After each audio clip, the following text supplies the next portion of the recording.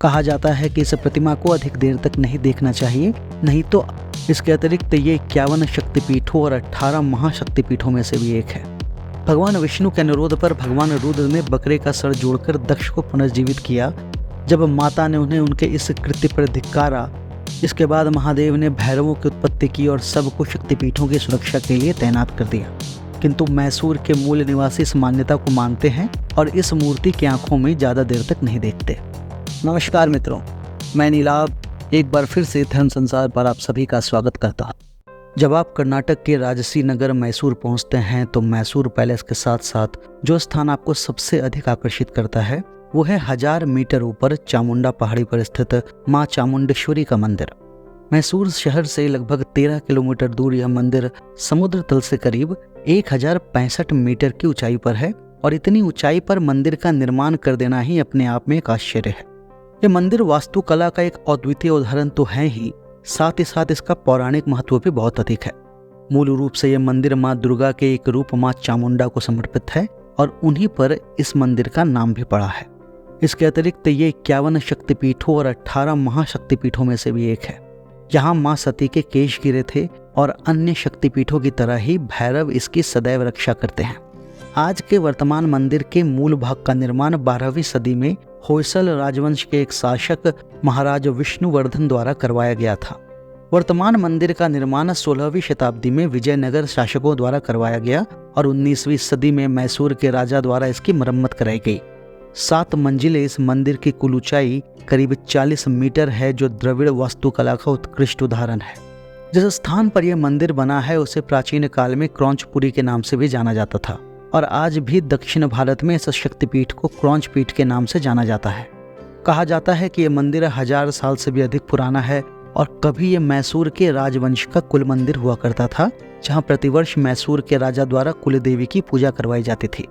इस मंदिर के मार्ग में जाते हुए आपको काले ग्रेफाइट से बनी हुई नंदी की विशाल प्रतिमा दिखाई देती है। ये मंदिर माँ दुर्गा द्वारा महिषासुर के वध को समर्पित है। इस मंदिर के परिसर में घुसते ही सबसे पहले आपको महिषासुर की एक बड़ी प्रतिमा दिखाई देती है। कहा जाता है कि इस प्रतिमा को अधिक देर तक नहीं देखना चाहिए, नहीं तो असुर आपके पीछे लग जाते हैं। अब ये बात कितनी सही है ये तो मैं नहीं जानता, किंतु मैसूर के मूल निवासी इस मान्यता को मानते हैं और इस मूर्ति की आंखों में ज्यादा देर तक नहीं देखते। महिषासुर की प्रतिमा की बाईं ओर 120 हाथ ऊंचा देवी का मुख्य मंदिर है। इसके मुख्य गर्भगृह में स्थापित देवी की प्रतिमा शुद्ध सोने की बनी हुई है और इसी कारण यहाँ सुरक्षा के पुख्ता इंतजाम रहते हैं। माँ के साथ साथ यहाँ नंदी, हनुमान और महादेव की प्रतिमाएं भी है। इस मंदिर के पीछे महाबलेश्वर को समर्पित एक मंदिर है जो करीब 1000 वर्ष पुराना है। माता चामुंडेश्वरी के इस मंदिर के लिए 3 प्रमुख कथाएं प्रचलित हैं। पहली कथा भगवान शिव एवं देवी सती की है। जब माता सती महादेव के मना करने के बाद भी अपने पिता दक्ष प्रजापति के यज्ञ में गई और वहां अपने पति का अपमान होता देखकर आत्मदाह कर लिया, तब महारुद्र ने अपने रुद्रावतार वीरभद्र को प्रकट किया, जिसने दक्ष के यज्ञ का विध्वंस कर दिया और दक्ष का सर काट लिया। भगवान विष्णु के अनुरोध पर भगवान रुद्र ने बकरे का सर जोड़कर दक्ष को पुनर्जीवित किया ताकि वो यज्ञ को पूर्ण कर सके और माता सती के मृत शरीर को लेकर वियोग में इधर उधर घूमने लगे। तब भगवान विष्णु ने अपने सुदर्शन चक्र से देवी के शरीर के 51 टुकड़े कर दिए और जहां जहां उनके अंग गिरे वो शक्तिपीठ कहलाए। इसके बाद महादेव ने भैरवों की उत्पत्ति की और सबको शक्तिपीठों की सुरक्षा के लिए तैनात कर दिया। चामुंडेश्वरी देवी में माता सती के केश गिरे थे, जिस कारण ये एक शक्तिपीठ भी है। इस मंदिर से जुड़ी हुई दूसरी कथा महिषासुर से जुड़ी है, जिसे ब्रह्मदेव का आशीर्वाद था कि उसका वध केवल एक स्त्री ही कर सकती थी। तब त्रिदेवों के तेज से देवी दुर्गा का प्राकट्य हुआ, जिन्हें सभी देवताओं ने अपने अपने अस्त्र शस्त्र प्रदान किए।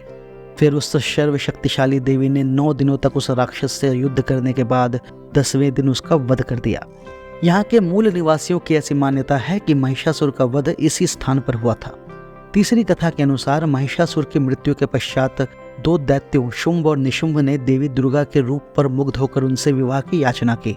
जब माता ने उन्हें उनके इस कृत्य पर धिक्कारा, तब उन्होंने अपने योद्धाओं धूम्रलोचन एवं रक्तबीज को भेजा, जिसका वध क्रमशः देवी दुर्गा और देवी काली द्वारा हुआ। तब उन्होंने अपने वीर सेनापतियों चंडमुंड को भेजा, जिनका वध करने के कारण माँ दुर्गा को चामुंडा भी कहा गया। उन्हीं चामुंडा के नाम पर इस मंदिर का नाम रखा गया है। चामुंडेश्वरी मंदिर दक्षिण भारत के सर्वाधिक प्रसिद्ध मंदिरों में से एक है।